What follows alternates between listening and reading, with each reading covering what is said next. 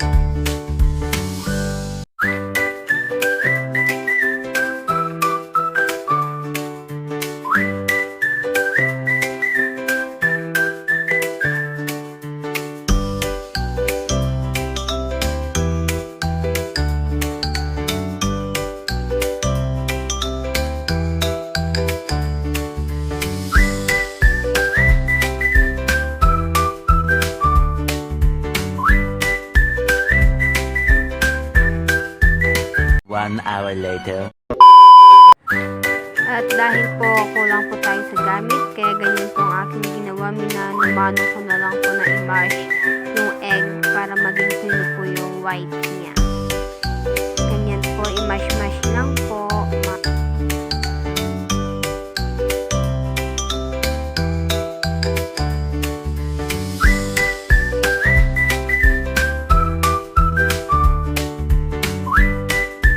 At ayan, tapos na po natin i-mash yung egg. Kaya ilalagay na natin ang mayonnaise.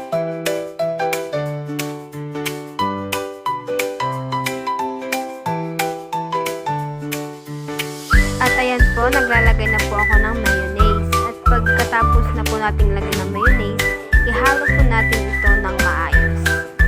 Yan, maglagay pa tayo ng mayonnaise dahil kulang. Medyo hindi maganda ang consistency, kaya yan, halo-halo lang.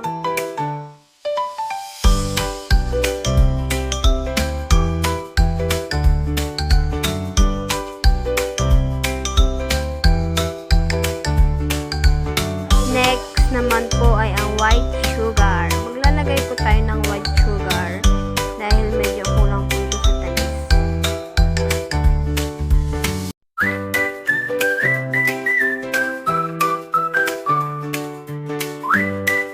At dahil tapos na, kaya tikman na natin. And super perfect na guys. Ang sarap. Perfect.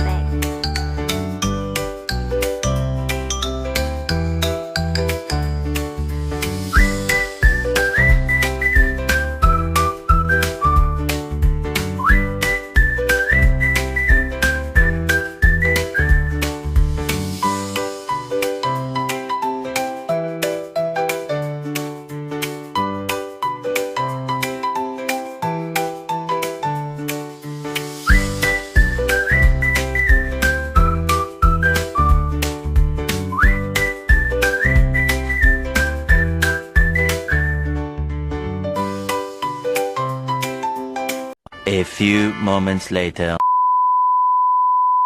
And we're done. At yan na po ang ating finished product.